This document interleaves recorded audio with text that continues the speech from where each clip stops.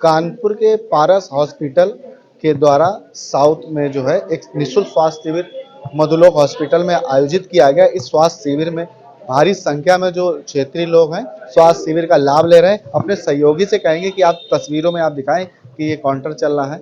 यहाँ पर जो लोग अपना रजिस्ट्रेशन करवा रहे हैं, रजिस्ट्रेशन करवाने के बाद में जो लोग हैं वो डॉक्टर्स को दिखाने के लिए, क्योंकि जो चिकित्सक हैं वो अपने अपने सभी चिकित्सक अपने अपने रूम में हैं।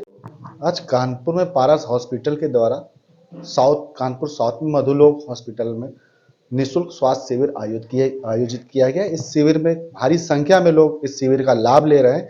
यहाँ पर वरिष्ठ सीनियर डॉक्टर्स के द्वारा जो है यहाँ पर परामर्श दिया जा रहा है। हमारे साथ बातचीत करने के लिए हैं मनोज अग्नि जी, जिनसे बात करेंगे कि किस तरह से मरीज आ रहे हैं और उनमें किस तरह की समस्याएं पाई जा रही हैं। सर, सबसे पहले अपना। हाँ, मेरा नाम डॉक्टर मनोज अग्नि और मैं एक senior consultant cardiovascular and thoracic surgeon कहते हैं, यानी हृदय शल्य चिकित्सक। तो हम बम्बई से आए हैं। मैं इधर अभी डायरेक्टर हूँ CTVS यानी cardio thoracic and vascular system का। और हमने यहाँ पारस में शुरू कर दिया है। तो पहले सेटअप में 2-3 महीने गए, पर अभी मैंने बाईपास सर्जरी की है, वाल्व रिप्लेसमेंट किया है और पेशेंट्स को छठे दिन घर भेजा है। तो ये प्रयास रहेगा हमारा कि कानपुर के लोगों के लिए मॉडर्न फैसिलिटीज़ वाला विद एन एक्सेलेंट इंफ्रास्ट्रक्चर और जहाँ very high and state of the art यानी करंटली जो ग्लोबल स्टैंडर्ड्स है उसके अनुसार हार्ट सर्जिकल केयर हम देंगे।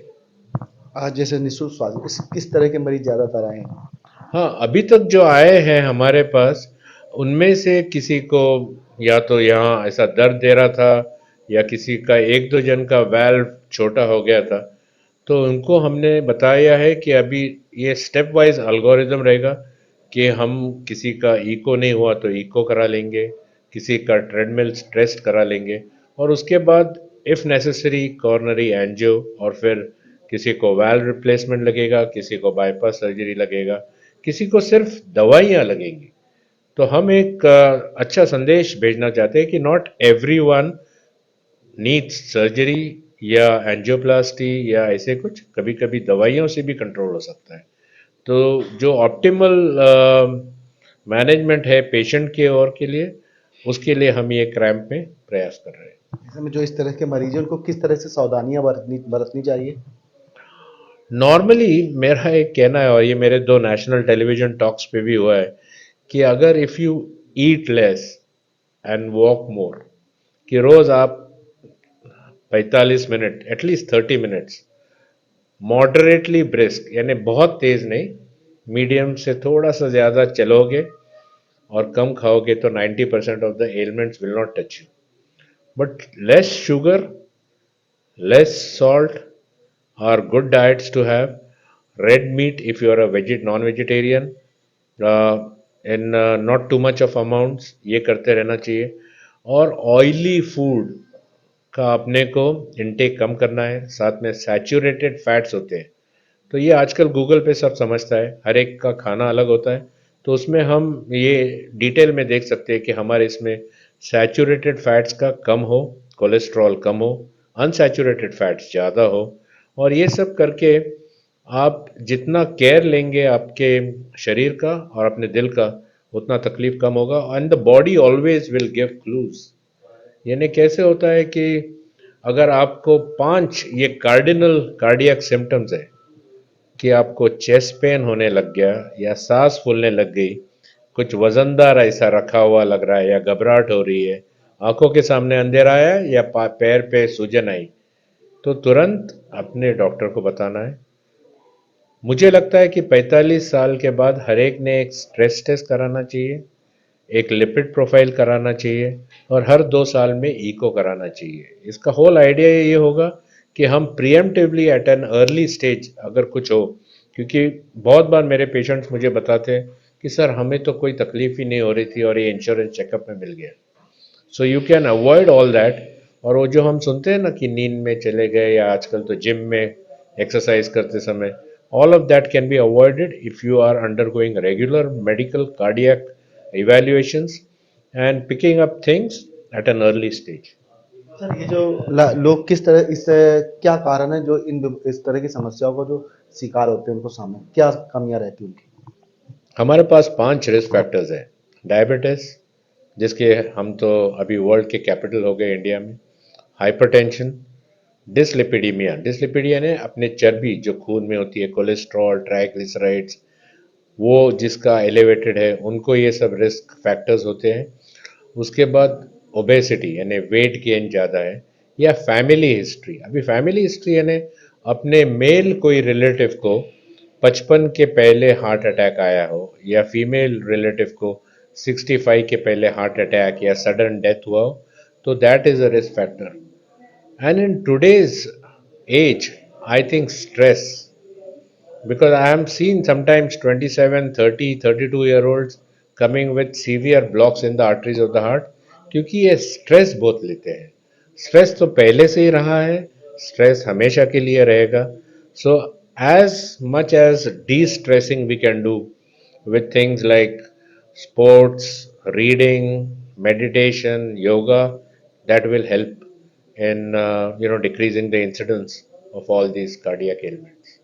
तो ये थे हमारे साथ में मनोज सीनियर डॉक्टर मनोज अग्नि जी, इनका साफ तौर पे कहना है कि और बताया उन्होंने कि किस तरह से आप लोगों को सावधानी बरतनी है और क्या करना है जिसके चलते जो है आप इन बीमारियों का शिकार नहीं हो सकते। पारस हॉस्पिटल के द्वारा जो यहाँ निःशुल्क स्वास्थ्य शिविर आयोजित किया गया है उसमें तमाम जो विशेषज्ञों के द्वारा परामर्श दिया जा रहा है। हमारे साथ बातचीत करने के लिए हैं सीनियर डॉक्टर आदित्य अग्रवाल जी, जो कि हड्डी रोग विशेषज्ञ। इनसे बातचीत करेंगे, जानेंगे कि किस तरह के मरीज आए आज। सर जो आज निःशुल्क स्वास्थ्य शिविर है इसमें किस तरह के मरीज आए? हाँ जी, बहुत बहुत धन्यवाद। मैं डॉक्टर आदित्य अग्रवाल हूँ, एसोसिएट डायरेक्टर ऑर्थोपेडिक, पारस हॉस्पिटल कानपुर से। यहाँ पे अभी जो हमारे पास तकरीबन 100 जितने मरीज आ चुके हैं और उनमें घुटनों की तकलीफ ज़्यादा है, आर्थराइटिस जो कहते हैं, ऑस्टियो आर्थराइटिस ऑफ नी। दूसरा, कमर में दर्द काफ़ी है, स्पॉन्डिलाइसिस जो कहते हैं, लंबर स्पॉन्डिलोसिस या नेक में स्पॉन्डिलोसिस, वो तकलीफ ज़्यादा देखने को मिल रही है। ये जो समस्याएं मिले, आखिर क्या कारण है जो समस्याएं लोगों में इस तरह से ज्यादा लोग शिकार हुए हैं? मोस्टली अभी पेशेंट्स जो आ रहे हैं उनमें बीपी है, जैसे शुगर बढ़ी हुई है, हाइपरटेंशन, डायबिटीज़ के पेशेंट ज़्यादा है। तो इनमें क्या हो रहा है कि हड्डियां भी कमज़ोर हो रही है, ऑस्टियोपोरोसिस जिसे कहते हैं। तो हमने यहाँ पे बीएमडी टेस्ट कराया, तो अधिकतर पेशेंट्स के टी स्कोर, जो कैल्शियम का स्कोर है, वो काफ़ी कम आया है। तो विटामिन डी की डेफिशिएंसी की वजह से हड्डियां कमज़ोर हो गई है और आर्थराइटिस डेवलप हो गया है। ऐसे में लोगों को किस तरह के क्या सावधानी बरतनी चाहिए और किस तरह का आहार का प्रयोग करना चाहिए जो इनकी पूरा करे? तो मोस्टली विटामिन डी की कमी को पूरा करने के लिए एक तो सनलाइट में बैठना है, धूप में बैठना है, भले 10-15 मिनट बैठे बट अच्छे से बैठे। दूसरा, इन्हें विटामिन डी उपयुक्त आहार लेना है जिसमें कैल्शियम रिच आहार हो, जैसे हरी सब्जियां हो, दूध, दही, छाछ, लस्सी, मट्ठा, ये सब। और जो सेवन है, जैसे अल्कोहल या तंबाकू का सेवन, वो कम करना है, घटाना है। दूसरा, अपनी लाइफस्टाइल को मॉडिफाई करने के लिए फिजियोथेरेपी, एक्सरसाइज, डाइट, ये सब अच्छे से लेना है। ये हैं हमारे साथ थे डॉक्टर आदित्य अग्रवाल जी, हड्डी रोग विशेषज्ञ, जिनके साथ तो पहले बताया उन्होंने कि किस तरह से हमें सावधानी बरतनी है और किन आहारों को लेना है जिनको लेने से हमारे अंदर जो विटामिन की जो कमियां होती है वो पूरी होंगी। अब और चलेंगे ये जो कैंसर रोग के विशेषज्ञ जी महर जी, इनसे बातचीत करेंगे, जानेंगे कि किस तरह से मरीज आए। सर आज यहाँ पर जो पारस के हॉस्पिटल के द्वारा जो निःशुल्क स्वास्थ्य शिविर आयोजित किया गया, इसमें किस तरह के मरीज आए आज? इधर तो majority head and neck cancers वाले आ रहे हैं। द रीजन बीइंग ये लोकल प्रैक्टिसेस, ये पान मसाला, बीड़ी, खैनी, चूइंग रहने दे, नहीं स्मोकिंग, अल्कोहल आजकल तो सब जगह पे है। In addition to this khaini, bidi, masala, ये वाला it adds to the increased incidence of cancers ये कानपुर एरिया पे। Secondly, we are seeing more of intestinal related malignancies like gallbladder malignancy, which is the incidence is when compared to other parts of India इधर सो जरा ज़्यादा है। बाकी routine lung का, breast cancers, ये वाला the incidence wise among the other parts of India it is equal, but head and neck cancers surprisingly the incidence is almost touching 40 to 50%, particularly to the cases that we are seeing of late. Sir जैसा कि अब देखा जा रहा है कि cancer के जो मरीज हैं वो बढ़ रहे हैं, यानी कि जो कैंसर मरीजों की संख्या है वो लगातार उसमें बढ़ोतरी हो रही है, इसका क्या कारण है सर? टू से एग्जैक्ट रीजन बोलना बोले तो cancer is a lifestyle disease. इससे दो जेनेटिक का फेमिलियल का कैंसर है ही नहीं बोल के नहीं. There is genetic cancer, familial cancer which runs in the families, that is about 10 to 15%. Majority वाले 75% के ऊपर it is only because of the life style. जो पीपल जो कर रहे, you can observe the incidence.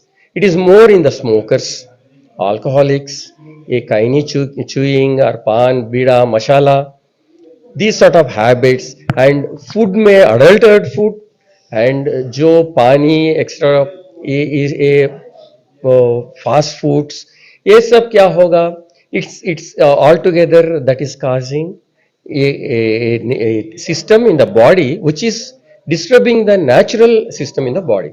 Because of this the cancer happens. We can say a lifestyle disease. One has to go back to the previous life, then only the incidence will come down. Sir जैसे जो मरीज जो cancer से पीड़ित है, जो cancer के मरीज है, उनको किस तरह की सावधानियां बरतनी चाहिए? First of all, what is the type of cancer they got? Is there any etiology for that? Let us say smoking से आ गई, they have to stop smoking. Alcohol से आ गई, they have to stop alcohol. And next, accordingly, the treatment should be continued. So the minimum prerequisite of the treatment, in addition to that, stop the etiological agent. Otherwise क्या होगा, ये second cancer, third cancer आने के chances है. And it is surprisingly, we are seeing 3 cancers at one time. Getting a second cancer in a lifetime is rarity. Getting a third cancer is even more rare thing. And recently we have seen 2 cancers occurring in one patient. Not only that, third cancer, put together all 3 cancers occurring in the same patient. It's very surprising. We are evaluating that case. Probably if that comes out true, probably we may present that. So what I mean to say is the incidence of cancer is growing, and multiple cancers occurring in the same patient, that is also growing.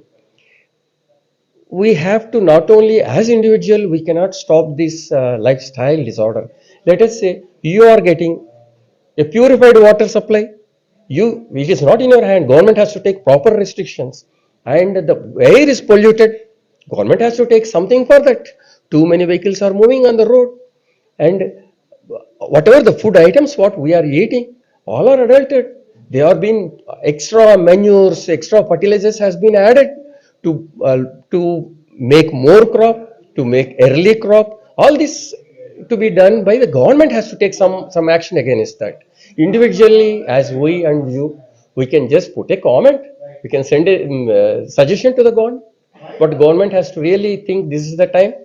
And why? Because it has earlier we used to say the incidence of cardiac diseases are the highest. Now it is almost touching. Might even cross in some parts of the this. Cancer is the topmost disease now.